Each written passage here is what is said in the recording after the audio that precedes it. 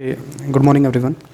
सो आज हम percentage part 8 करेंगे। क्वेश्चन नंबर 42 41 तक हमने क्वेश्चंस को करा दिया था। आई होप 41 क्वेश्चन ये था जिसमें हम समझे थे कि किसी भी चीज़ को डेटा को हम कैसे इसमें हम परसेंटेज में डायरेक्ट करके फाइनल निकाल लेते हैं। उसी टाइप में थोड़ा आगे बढ़ेंगे, कुछ नया नहीं है, वही है। ठीक है ना, इसको पढ़ते हैं पहले।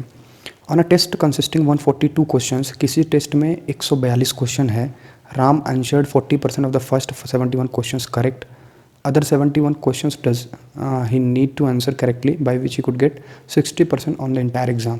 क्वेश्चन में कह रहा है कि किसी प्रश्न पत्र में 142 प्रश्न हैं, जिसमें से राम जो है 71 क्वेश्चन पे 40% सही किया।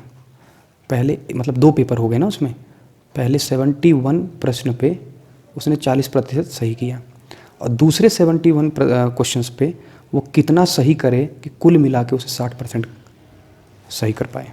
क्वेश्चन का मतलब ये है कि भाई क्वेश्चन में ये कहना चाह रहा है कि कुल 142 प्रश्न हैं, 142 प्रश्न कुल हैं। ठीक है ना, जिसमें 2 पार्ट में डिवाइड कर दिया इसने कि 71 प्रश्न पहले फिर 71 प्रश्न। ठीक है ना, अब इसमें उसने 40% सही किया, इसमें कितना परसेंट सही करे कि कुल 60%। कुछ ना कुछ ये प्रीवियस क्वेश्चन जैसा है। तो हम प्रीवियस क्वेश्चन में हर चीज़ रेशियो में कर रहे थे, यहाँ रेशियो में कन्वर्ट कर लो।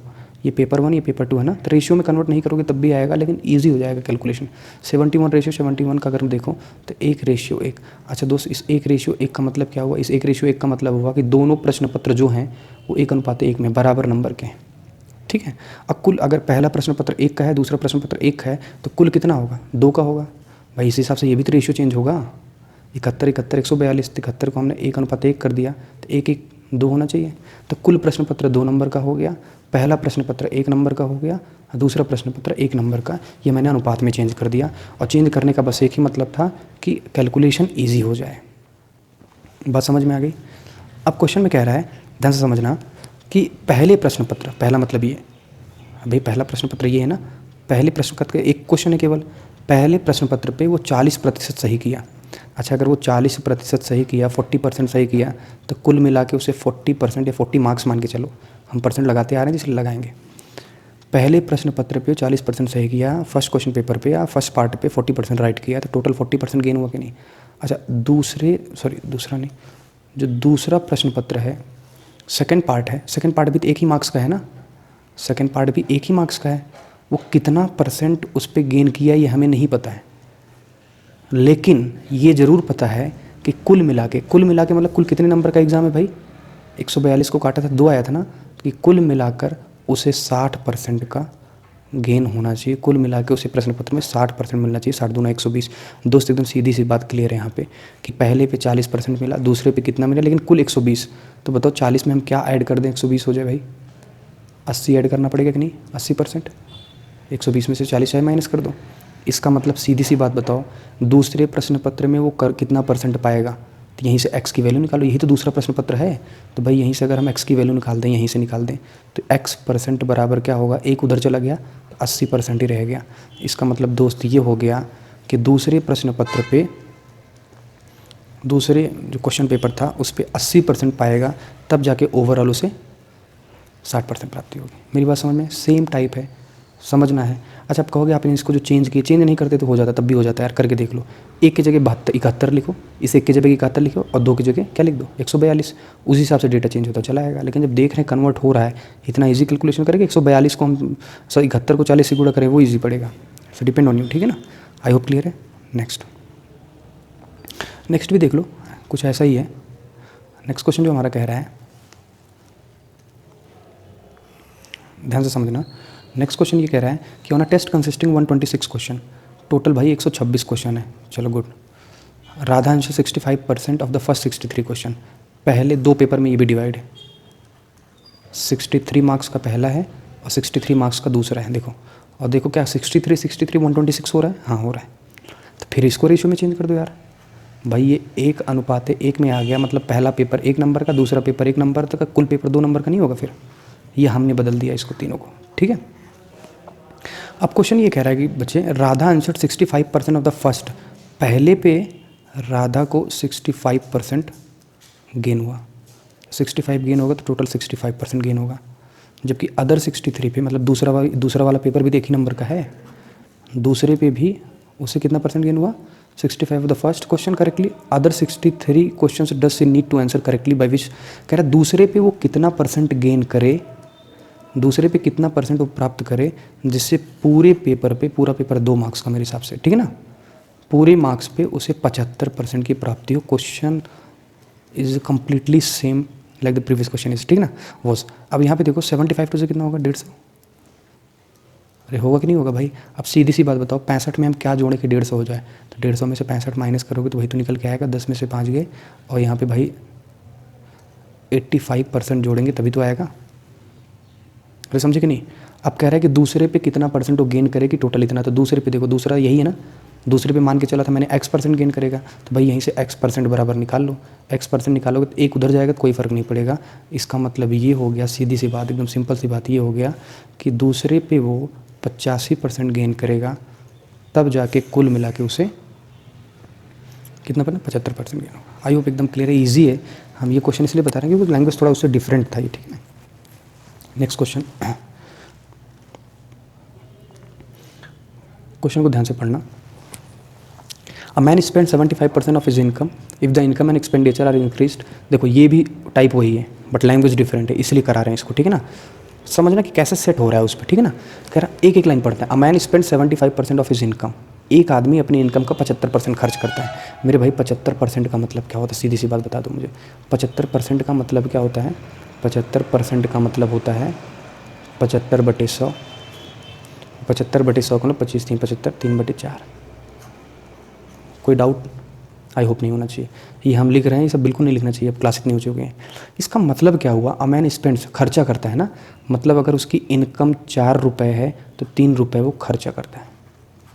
भाई यस या नो, मतलब यहाँ लिख रहे हैं, ध्यान समझना, अगर उसकी इनकम 4 यूनिट है तो खर्चा कितना करेगा भाई, 3 यूनिट करेगा, ठीक है ना। अब मुझे एक सीधी सी बात आप मुझे बता देना बस, अगर इनकम 4 रुपये है, 3 खर्चा करेगा तो बचाएगा कितना भाई, 4 में से 3 खर्चा कर देगा तो 1 बचाएगा कि नहीं, तो सेविंग 1 होगा कि नहीं होगा।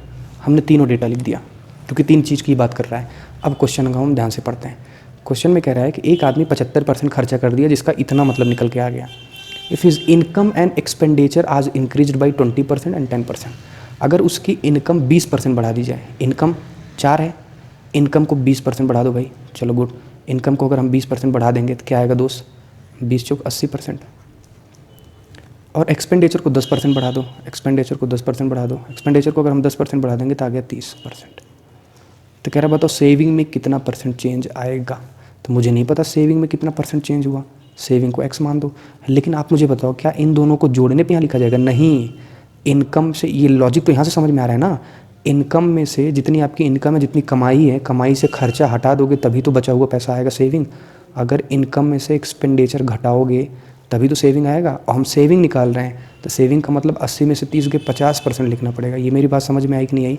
प्रीवियस क्वेश्चन में जो था, ये पहला पेपर है, ये दूसरा पेपर है, इन दोनों को जोड़ के ही आना चाहिए क्योंकि कुल पेपर ये है ना, तो लॉजिक ये बनाता है। ऐसा नहीं कि हमेशा जुड़ी गई, लेकिन इसमें ये इनकम है, ये एक्सपेंडिचर है, तो टोटल इनकम में जितना खर्चा कर रहे हो उतना हटा दो, सेविंग आ जाएगा।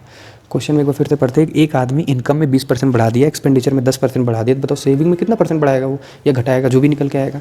तो भाई मुझे नहीं पता सेविंग में कितना, तो इनकम 4 था, एक्सपेंडिचर 3 रेशियो के हिसाब से, तो सेविंग 4 में से 3 का 1 होगा। इसी 1 पे कितना परसेंट बढ़ाएगा नहीं पता था, तो एक्स मान लिया। इजिकल टू यहाँ से देखा कि 80 वो इनकम है और 30 एक्सपेंडिचर है, तो 50% क्या होगा उसका, सेविंग होगा। तो भाई इसमें पूछ यही रहा है ना, find the percent change in saving, saving में कितना परसेंट चेंज आएगा, तो मतलब सेविंग में मान के चलो x% यहाँ चेंज आ रहा है, तो भाई यही x% निकाल दो आप, तो ये x% बराबर होगा 50% अपॉन 1, दैट सिंपल मीन्स 50%। इसका मतलब ये हुआ कि उसकी सेविंग में 50% की बढ़ोतरी हो जाएगी। बढ़ोतरी का मतलब इंक्रीज़ हो जाएगा, क्योंकि इसमें डिक्रीज़ भी ऑप्शन में रहेगा। इंक्रीज़ इसलिए हम बोल रहे हैं दोस्त क्योंकि पॉजिटिव आ रहा है आंसर, ठीक है ना। इनकम में एक्सपेंडिचर माइनस ही होता है, माइनस करने पे प्लस में आंसर आ रहा है, इसलिए बढ़ेगा, ठीक है। नेक्स्ट क्वेश्चन है, a man spends 37 whole 1/2 of his income. ये जो हम इधर लिख रहे हैं ये तो बिल्कुल लॉजिक नहीं बनता है सब लिखने के लिए। A man spends 37 whole 1/2 of his income. एक आदमी अपनी इनकम का जो है 37.5% खर्चा करता है। भाई मेरे 37.5% का मतलब क्या होता है बताओ, 37.5% का मतलब 1/8 होता है कि नहीं, याद होगा आपको। अरे होता है कि नहीं। अब आप मुझे बता दो कि एक आदमी खर्चा करता है इतना परसेंट, तो खर्चा करता है मतलब 8 उसकी इनकम है और 1 वो खर्चा करेगा, तो बचाएगा कितना, 7 बचाएगा कि नहीं। तो यही चीज़ यहाँ लिख दो मेरे भाई, इनकम कितना 8, सेविंग कितना 1। तो भाई इनकम 8 सेविंग 1, तो खर्चा कितना, सेविंग है ना। और मैन स्पेंड्स, सॉरी क्वेश्चन में सेविंग नहीं करा यार। और मैन स्पेंड्स 8 में से 1 खर्चा करता है, ठीक है ना। तो खर्चा कितना, एक्सपेंडिचर लिख दे रहे हैं, खर्चा कितना 1, तो सेविंग कितना होगा बताओ। सेविंग 8 में से 1 गए 7। ये समझ में आया कि नहीं। एक आदमी 1/8 हिस्सा खर्चा करता है, मतलब 8 में से 1 खर्चा कर दिया तो 7 ही तो बचेगा। अब आगे क्वेश्चन में एकदम साफ साफ कह रहा है, अगर उसकी इनकम और एक्सपेंडिचर को 12 और 15% बढ़ा दें, मतलब उसकी आय में 12% की बढ़ोतरी कर दें, ठीक है, और उसके एक्सपेंडिचर मतलब उसके खर्चे में 15% की बढ़ोतरी कर दें, चलो ठीक है, ठीक है ना। तो अगर 12% की बढ़ोतरी करो कितना आएगा, 12 × 96। अब 15% की बढ़ोतरी एक्सपेंडिचर में करेंगे तो 15 × 15। अरे यस या नो दोस्त, मुझे ये बताओ सेविंग में कितना परसेंट बढ़ोतरी हुआ या कमी हुआ, यही पूछ रहा है ना। Then find percent change in saving, saving में कितना चेंज आया, तो मान के चलते हैं सेविंग में x चेंज आया। और सेविंग में x चेंज आया तो आपको पता है इनकम में से खर्चा हटा दो तो वही तो बचेगा, सेविंग होगा। तो 96 में से 15 माइनस करो, 6 में से 5 गए 1, 9 में से 1 गए 8। इसका मतलब ये हुआ भाई सेविंग का x मान के चला मैंने x% चेंज हुआ, तो कह रहे सेविंग में कितना परसेंट चेंज हुआ है, तो हमने माना है सेविंग में x% चेंज हुआ है, तो यही x% निकाल लो। तो x% बराबर आएगा 81/7%। समझ में आया। 81/7 को चाहे आप चेंज करके लिख दो, ठीक है ना। तो क्या आएगा 7 × 9 7, 11, 7 × 9 7, 4/7%। आई होप क्लियर है, ठीक है ना। नेक्स्ट क्वेश्चन है, a man spends 44 whole two 4/9 of his income. Same question है इसलिए हमको बिल्कुल नहीं पढ़ना पड़ेगा, आप इसे खुद कर सकते हो मेरे हिसाब से। क्वेश्चन कह रहा है कि एक आदमी 44 सही 4/9% खर्चा करता है। भाई 44 सही 4/9 का मतलब क्या होता है बताओ आप। 44 सही 4/9 लिख लो। 44 9 का कितना, 9 × 36 86 लगा 4, सॉरी 9 × 36 की 86 लगा 3, सॉरी वो गलत, 9 × 36 86 लगा 3 और 9 × 36 3 39 ना। तो 39 ये आया कि नहीं आया, +4/9 100 परसेंट हटाएंगे 900 हो जाएगा। ये हो गया 400/900, जिसका सिंपल मतलब होगा 4/9, ठीक है। इसका मतलब अब क्वेश्चन को ध्यान से समझना, ये मैंने इसको यहाँ ब्रेक कर दिया, कंसंट्रेशन अपने आप हट जाएगा। फिर एक आदमी अपनी इनकम का इतना % खर्चा कर देता है। भाई इतना % खर्चा करने का मतलब ही होता है कि 9 में से 4 खर्चा कर दिया। अगर उसकी इनकम 9 थी तो उसने उसमें से खर्चा कितना किया, उसने 4 खर्चा कर दिया, तो भाई बचा कितना बताओ, बचा कितना, 9 में से 4 गए 5, यही ना। अब कह रहा है अगर उसकी इनकम में 11% की बढ़ोतरी कर दें, ठीक है, 11% बढ़ाएंगे तो 99% हो गया। और इसकी एक्सपेंडिचर, उसके खर्चे में 13% की बढ़ोतरी कर दें, ठीक है, 13 को 52% हो गया। अरे समझे कि नहीं। तो बताओ सेविंग में कितना % बढ़ेगा, तो सेविंग में मान के चलो x% बढ़ेगा, बराबर इन दोनों को घटा दो, 9 में से 2 गए 7, 9 में से 5 गए 4। मेरे हिसाब से समझ में आ गया ये। अरे ठीक है ना। तो x% बराबर क्या आ गया भाई, 47/5%, जिसका मतलब क्या होगा 45 2 47%। इसको चेंज करना हमसे, ठीक है। नेक्स्ट क्वेश्चन है, देखो सेम है, a man spends 9000 of his income इतना। अभी तक क्वेश्चन में ये कह रहा है इतना % खर्चा किया, इतना % बचाया, इसमें परसेंटेज हटा के डेटा दे दिया। तो भाई हम तो % पे ही चलेंगे। एक आदमी खर्चा करता है, ध्यान से समझना, एक आदमी जो है खर्चा करता है 9000 खर्चा करता है, इनकम कितने पे, 13500 इनकम पे। तो भाई ये खर्चा है और ये इनकम है, हम इसका रेशियो निकाल दें। देखो 2 0 से 2 0 कट गया, ये 90 आया। अब 90 को 135 से अगर काटे तो हम सीधा 9 से काट रहे हैं, 9 × 9 9, ठीक है ना, 4 9 × 5 = 45, यहाँ 10 आया, तो कुल मिला के आपके पास बटा 10/15। और भाई 10/15 का मतलब क्या हुआ, 5 दूना 10, 5 3 15, 2/3। अच्छा 2/3 क्या है, एक्सपेंडिचर और इनकम का अनुपात है, क्योंकि ये खर्चा है और ये इनकम है, तो ये खर्चा हुआ और ये इनकम हुआ, तब यही चीज़ यहाँ लिखते हैं। भाई इनकम कितना हुआ 3, खर्चा कितना हुआ 2, तो बचेगा कितना, सेविंग कितना हुआ, सेविंग कितना होगा बताओ, सेविंग हो गया 3 में से 2 का 1,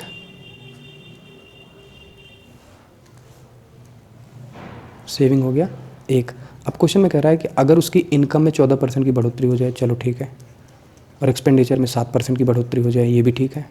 यही लिखा है ना, इनकम एंड एक्सपेंडिचर पे 14 और 7% की बढ़ोतरी हो जाए, तो 14 तारीख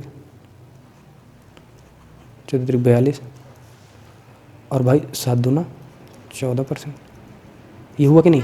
तो सेविंग में कितना परसेंट की बढ़ोतरी या घटेगा, तो सेविंग मान के चलते हैं, सेविंग में x% चेंज आएगा, सेविंग में x% चेंज आएगा, तो भाई यही बराबर क्या होगा, 42 में से 14 गए 28%। अरे होगा कि नहीं, अरे क्लियर है ना। तो इसका मतलब सेविंग में जो है एक उधर चला जाएगा, कोई फ़र्क नहीं पड़ेगा, 28% बढ़ेगा क्योंकि पॉजिटिव आ रहा है। समझ में आया, एक ही टाइप का पूरा क्वेश्चन है, इसमें थोड़ा सा डेटा दे दिया था, तो हम तो परसेंटेज भी कर रहे हैं, परसेंटेज इजी होगा इसलिए परसेंट में कन्वर्ट कर लिया, कोई बात नहीं, ठीक है ना। नेक्स्ट क्वेश्चन है, and the next question is 48 is a man saves a certain part of his income, then he can buy a car in 1 year, what % should he increase his saving to buy the car in 9 month। Important question है, कई बार मैंने देखा भी है, और बड़ा अच्छा question, बड़ा इजी है, फिर भी पता नहीं क्यों इसमें कन्फ्यूज़न होता है लोगों को कि 1 1 1 मान के चलते हैं। मैं कई बार देखा कई जगह, एक सीधी सी बात कर रहा है कि एक आदमी अपनी इनकम का कुछ हिस्सा बचाता है, अपनी इनकम का कुछ हिस्सा बचाता है, जिस कारण से वो एक कार 1 साल में ख़रीद ले। तो कह रहा है व्हाट % शुड ही इंक्रीज़, लेकिन उसके बाद दिमाग में ये आया कि सेविंग और बढ़ाते हैं, क्योंकि कार मुझे तो 9 महीने में ही चाहिए। इसका मतलब एक आदमी एक कार को 1 साल में खरीदने के, मतलब 1 साल में खरीद लेगा, उसके हिसाब से कुछ पैसा बचाता है। लेकिन अगर वही वो कार 9 महीने में ख़रीदना चाहे तो सेविंग और बढ़ाना पड़ेगा कि नहीं, और सेविंग और बढ़ाना पड़ेगा तो ये कह रहा है कितना बढ़ाना पड़ेगा। तो भाई मैं मान के चलता हूँ वो हर महीने x रुपये बचाता था, हर महीने इनकम उसका जो भी है हर महीने x रुपये बचाता था, और 12 महीने बचाएगा ना, यही लिखा है ना, certain part of income then he can buy a car 1 year, 1 year मतलब 12 महीने, तो 12 महीने में कार खरीद लेगा। ये बात बता दो मुझे, कार का दाम कितना हुआ, हर महीने x रुपये बचाएगा, तो 12 महीने में 12x बचाएगा, इतने में वो कार खरीद लेगा। जबकि क्वेश्चन में ये कह रहा है कि उसे 9 महीने में कार चाहिए, तो मान के चलो उसने अपनी सेविंग बढ़ा दी और सेविंग कर दी y रुपये, लेकिन अब वो कार 9 महीने में खरीद लेगा। भाई ये कार का दाम है कि नहीं, अगर x रुपये बचाएगा तो 12 महीने में खरीदेगा, y रुपये बचाएगा तो 9 ही महीने में खरीदेगा, लेकिन दोनों मिला के है तो कार का ही दाम ना, तो दोनों कार का दाम है तो दोनों बराबर होना चाहिए कि नहीं। तो यहाँ से निकाल लो भाई x/y, तो x/y बराबर क्या होगा 9/12, तो ये से काट दो, 3 3 9, 3 4 12, तो मेरे भाई यहाँ पे क्या आ गया x/y = 3/4। व्हाट इज़ x, तो एक्चुअली यहाँ पे देखो x क्या है, तो x जो पहले बचाता था, ये पहले की सेविंग है, y जो आज बचा रहा है। तो क्वेश्चन में कह रहा है सेविंग कितना बढ़ेगा, what % should he increase is saving, अपनी सेविंग कितना बढ़ाएगा। तो पहले 3 बचाता था, आज 4 बचा रहा है, एक सेविंग बढ़ा दिया कि नहीं, इसने एक सेविंग बढ़ा दिया किस पे, 3 पे, 3 से 4 की है ना वो, एक सेविंग बढ़ा दिया 3 पे, और तो कितना % हुआ, 1/3 का मतलब क्या होता है दोस्त, 1/3 का मतलब होता है 33 सही 1/3%। आपको पता ही है कितना परसेंट पूछ रहा है, परसेंट में चेंज करने के लिए 100 से गुणा करते हैं, दैट्स आंसर। अरे क्लियर हुआ कि नहीं हुआ, फिर से बताएं। देखो मान के चलो एक आदमी हर महीने x रुपये बचाता है, तो भाई 12 महीने में 12x बचाएगा कि नहीं। कह रहा अब उसने सेविंग बदल दिया, उसे 9 महीने में कार चाहिए, तो मान के चलो अब y रुपये बचाता है, तो अब 9 महीने में कार चाहिए। भैया पहले 12 महीने में कार खरीदता था इतना बचा के, तो ये इतने में कार आ जाएगी। अब 9 महीने में कार खरीद लेता है इतना बचा के, तो इतने में कार आ जाएगी। दोनों कार का ही दाम है, दोनों बराबर हो गए। यहाँ से अगर x/y निकालो तो 9/12, 3 3 9, 3 4 12, ये हो गया 3/4। x क्या था पहले जो बचाता था, y क्या है आज जितना बचा रहा है, तो कितना ज़्यादा बचा रहा है बताओ। पहले 3 बचाता था, आज 4 बचा रहा है, एक ज़्यादा बचा रहा है। किस पे, 3 से शुरू किया था ना, 3 पे जहाँ से शुरू किया था ओरिजिनल 3 था कि नहीं। अरे पहले 3 बचाता था, तो एक ज़्यादा बचा रहा है 3 पे, तो 1/3 का परसेंट में चेंज करो, तो 1/3 परसेंट में चेंज करो तो कितना आता है भाई 33 सही 1/3%। आई होप ये क्लियर है। मतलब अब उसने अपनी सेविंग इतना बढ़ाई थी तब जाके वो कार 9 महीने में खरीद लेगा। नेक्स्ट क्वेश्चन करो, क्लियर हो जाएगा, नहीं भी आया होगा तो। क्वेश्चन में कह रहा man saves half of his income then he can buy car 16 month. हो गया है, हाँ देखो, a man saves half of his income then he can buy a car 16 month. कह रहा है एक आदमी अपनी इनकम का आधा बचाता है तो कार को 16 महीने में खरीद लेता है। अब अपनी सेविंग में वो कितना बढ़ाए, what percent should increase his saving कि कार को 14 महीने में खरीद सकें। एकदम क्लियर है, what percent should increase his saving, car अगर 14, अच्छा ठीक है, हाँ एकदम सही। भाई इसमें कंफ्यूज करने के लिए लिखा है कि एक आदमी अपनी इनकम का आधा बचाता है, कोई डेटा नहीं दिया तो इसका मतलब लिखने का कुछ है नहीं, इसका लिखने का कोई मतलब नहीं। आधा हो या तिहाई हो हमें नहीं मान के, हम मान के चलते हैं एक आदमी x रुपये बचाता है, चलो इसकी ज़रूरत पड़ेगी तो बाद में देख भी लेंगे। एक आदमी अपनी इनकम का आधा बचाता है तो हम इनकम नहीं मान रहे हैं, उस पर कैलकुलेशन टफ हो जाएगा। हम ये मान रहे हैं कि एक आदमी हर महीने x रुपये बचाता है, तो भाई वो कार 16 महीने में खरीद लेगा। तो हर महीने अगर x रुपये बचाएगा तो 16 महीने में इतना बचाएगा कि नहीं, ये कार का दाम हो गया कि नहीं। अगर हर महीने x बचाएगा तो 16 महीने में कार खरीद लेगा। लेकिन कह रहा है कि अब उसने प्लान चेंज कर दिया, अब वो सेविंग थोड़ा बढ़ाएगा और कार को 14 महीने में खरीदेगा। तो मान के चलो अब y रुपये वो, अब मान के हम क्या चलते हैं भाई, अब वो y रुपये बचाता है और y रुपये बचाता है तो अब केवल 14 महीने में कार खरीद लेगा। भाई ये भी कार का दाम है, ये भी कार का दाम है, दोनों बराबर कर दो। तो यहाँ से x बटे y निकाल दो तो कितना आएगा 14/16। 14/16 का मतलब 214, 2 8 16, 7/8। 7/8 का मतलब पहले 7 रुपये बचाता था तो आज 8 रुपये बचाएगा। और यही मतलब हुआ ना, अगर पहले वो 7 रुपये बचाता था तो आज वो कितना बचाएगा 8 रुपये। तो मुझे बता दो कितना उसने ज़्यादा बचाया, 1 यूनिट ज़्यादा बचाया, किस पे, 7 पे। और मेरे भाई 1/7 का मतलब होता है 14 सही 2/7%। आप देख रहे हो डेटा वही आ रहे हैं जो बार बार आप याद किए हो। इतना वो ज़्यादा बचाएगा पहले से, तब जाके कार वो 14 महीने में खरीद लेगा। अब इसमें बताओ इस हाफ का कोई मतलब था क्या, वो केवल कन्फ्यूज़ करने के लिए दिया, ठीक है ना, उससे कोई मतलब नहीं ना, कोई डाउट नहीं मेरे हिसाब से। तो आपका ये हो गया एक टाइप का क्वेश्चन। जितना अभी हमने कराया ये सारा एक टाइप था, सबका लैंग्वेज अलग अलग था, इसलिए हमने कराया कि इन सारे के लैंग्वेज जो थे ना, सारे के लैंग्वेज एकदम अलग अलग थे, ठीक है ना। यहाँ से कराया था 42 से, ठीक है ना। देखो सबका सेंस वही है, लैंग्वेज अलग है। ये क्वेश्चन वाला प्रश्न था, अगर आप रट के जाओगे क्वेश्चन वाला क्वेश्चन आएगा तो ऐसे करेंगे तो नहीं भाई, क्वेश्चन तो हमेशा बदल जाएगा ना। फिर लॉजिक समझो कैसे इंप्लीमेंट हो रहा है, क्यों हो रहा है। एक प्रश्न वाला था, एक इनकम एक्सपेंडिचर से था, और एक जो है कार खरीदने से था। ये थोड़ा अलग था, डिफरेंट था, बट ये सबसे, इसमें एक भी चीज़ आपको लिखनी नहीं पड़ेगी मेरे हिसाब से, आप देख भी रहे हो, ठीक है ना। ओके नेक्स्ट क्लास में करेंगे, नेक्स्ट क्लास बहुत इंपॉर्टेंट होने वाली है, ठीक है ना।